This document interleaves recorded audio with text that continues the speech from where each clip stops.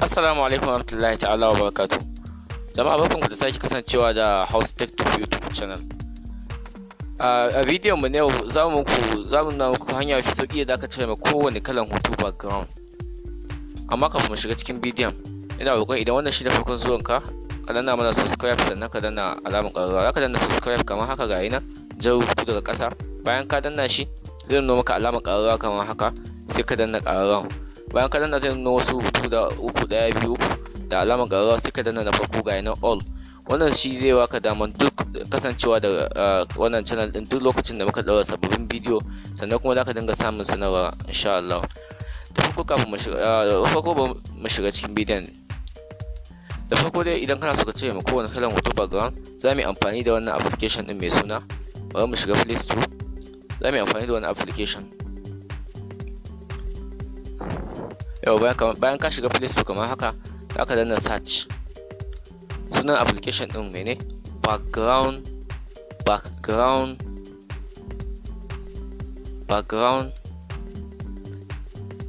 eraser.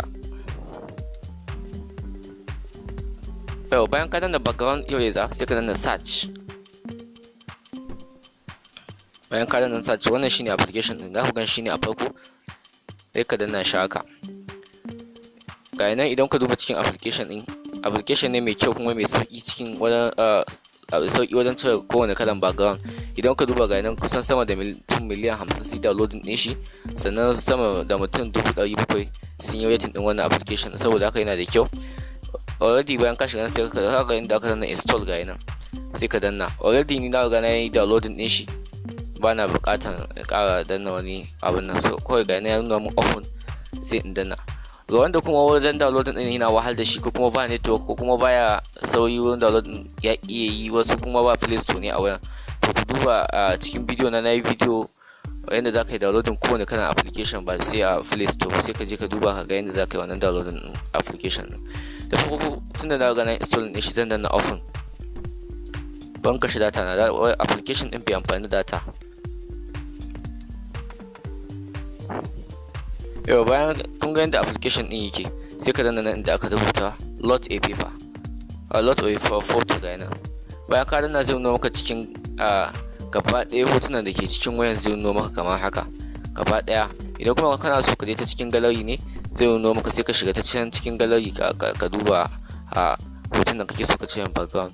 Misali bari mu ɗauki wannan hoton a misali, da kana so ka cire mai background, wannan hoton da ke a background ɗin shi kenan, za ka yi haka. Da farko za ka kamo ga wani arrow nan a saman hoton, nan gashi nan ma daga ƙasa gashi, daga gefe gashi hagu dama, za ka janyo shi ka rage ma background ɗin tsawo. Bayan ka janyo shi haka, kun gani, sai ka ƙara ka janyo shi, ka ƙara ka kamo nan, sai ka janyo shi background ɗin ya dawo ɗan ƙarami. Kun gani, sai ka danna mene ga nan alaman gudu daga sama, an danna done, sai ka danna. Bayan ka danna kun ga background ya dawo dan karami ko. To zamu a cikin nan a kowane abu nan zamu iya cire background. Yayin daga ƙasa kun ga an sa nan ga auto, ga magic, ga manual. Manual wannan shine na cleaner, zaka dinga cire background din kamar cleaner, misali kamar haka. Kun gani background din na fita. Wannan kuma magic, kawai da ka danna shi haka zaka dinga control din shi ne da kanka, da kanshi zai dinga cire ma background din. Wannan kuma auto, da ka saita inda kake so ka cire background din kamar bindiga yake, kun gani, ka saita ka saki zai cire ma, to ba amma ban yi amfani da wannan magic ko yanda ake yi. Da ka danne shi, kun gani, da ka dinga control din shi, kun gani, ga background din nan na fita. Duk inda kai mistake ga wani alama awo daga ƙasa nan, da ka danna shi zai dawo. Yau kun gani, ga background ɗinmu na fita.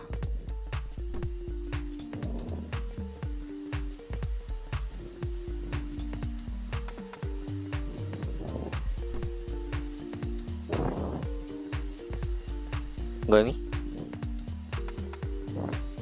haka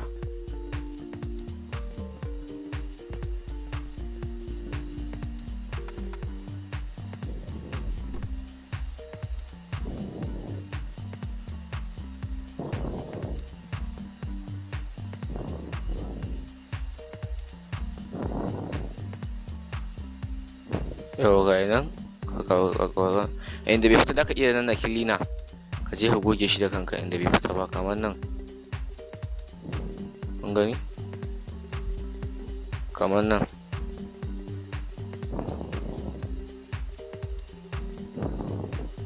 na yi mistake, yawa na yi mistake,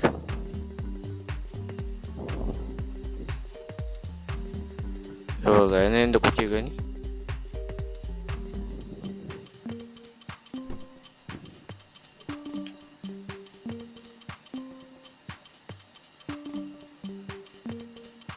Kamar yadda kuke gani ga background ɗinmu ya fita.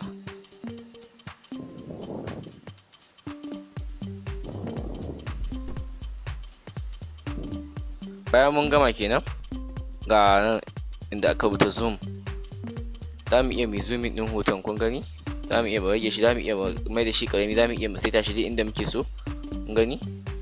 Bayan mun gama kenan, mun ga background gaba ɗaya ba background a ciki, sai mu danna ga nan inda aka rubuta done, muna danna daga sama ga nan inda aka rubuta save, sai mu danna mu yi, kun ga mun yi saving ɗin hoton mu kenan. Idan muka shiga mu danna finish, idan muka shiga cikin gallery din mu, za mu duba cikin gallery din mu, mu duba a folder inda aka rubuta eraser a cikin gallery din mu, za ka gan shi ya nuna, ya fito ma a baki ne.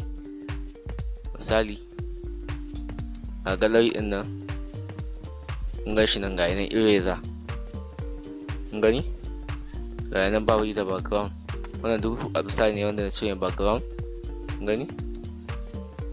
Insha Allah a wannan muka kawo ƙarshen wannan bidiyon. Idan bidiyon ya burge ka, ina roƙon kai mana liking, sannan kai share ma abokananka domin su amfana. Sannan kuma idan wannan shine ka kallon bidiyon ka na farko a wannan channel din, ina roƙon ka danna subscribe, sannan ka danna ƙararrawa domin kasancewa da mu a duk lokacin da muka ɗaura sabon bidiyo a wannan channel din. Kuma nan ba daɗewa ba insha Allah zan fara darasi akan yadda ake haɗa application